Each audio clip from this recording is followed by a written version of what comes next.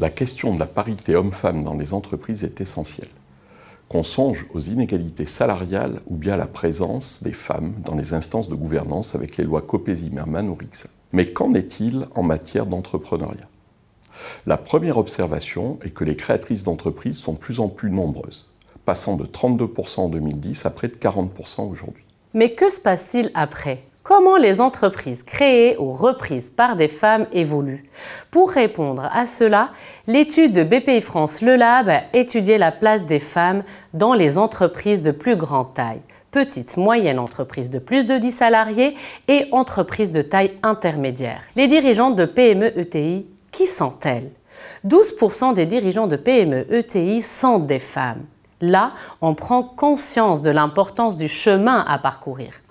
Ces 12% de dirigeants de PME-ETI sont bien loin des 40% des femmes créatrices et de leur part dans la population active, 50%. Ce chiffre de BPI-France Le Lab questionne et souligne la nécessité de ne pas cantonner les statistiques publiques à la seule création d'entreprises.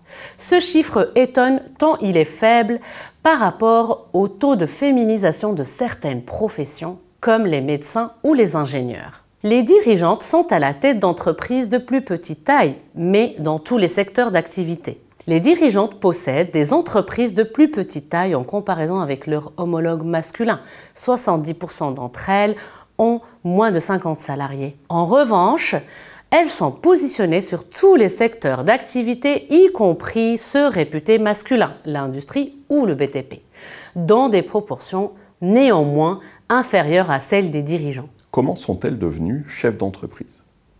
En créant elles-mêmes et développant leur entreprise, bien sûr. Mais une des particularités par rapport aux hommes est l'importance prise par la reprise familiale. Une femme sur 3 a accédé à la fonction en reprenant l'entreprise familiale. C'est là une différence majeure avec les hommes, davantage positionnés sur la reprise externe, 1 sur 5, et moins présents sur la reprise familiale, un chef d'entreprise sur 10. On peut néanmoins anticiper une féminisation de la reprise externe au regard des prochains départs à la retraite de nombreux dirigeants de PME.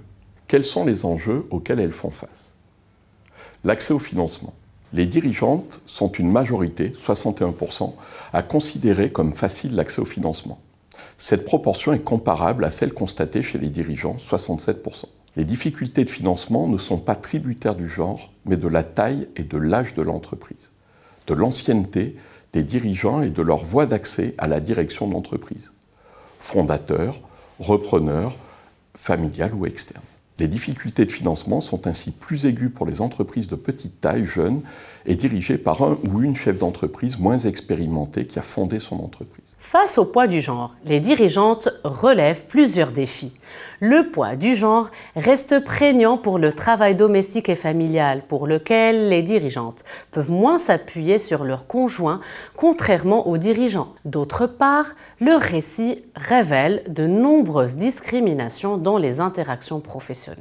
Les dirigeantes tirent néanmoins leur force de leur capacité à partager le capital et le pouvoir dans la gouvernance de l'entreprise et à s'entourer par exemple à travers des réseaux professionnels féminins. Finalement, on peut affirmer que les PME-ETI constituent un terrain économique au sein duquel les dirigeantes ont pu, presque librement, recomposer les normes et casser certaines idées reçues. La reprise familiale ou externe leur permet d'accéder à des secteurs réputés masculins. Leur motivation et leur rapport à la croissance diffèrent de ceux de leurs homologues masculins. Dans la gestion de leur entreprise, elles savent s'entourer afin de bien porter leur projet d'entreprise et rivaliser avec leurs homologues masculins. Cependant, les inégalités de répartition du travail domestique, les stéréotypes de genre persistent dans l'écosystème entrepreneurial. Aujourd'hui, peu de femmes ont réussi à briser le plafond de verre pour y diriger une PME de plus de 10 personnes ou une ETI. Mais les évolutions socio-économiques vont de plus en plus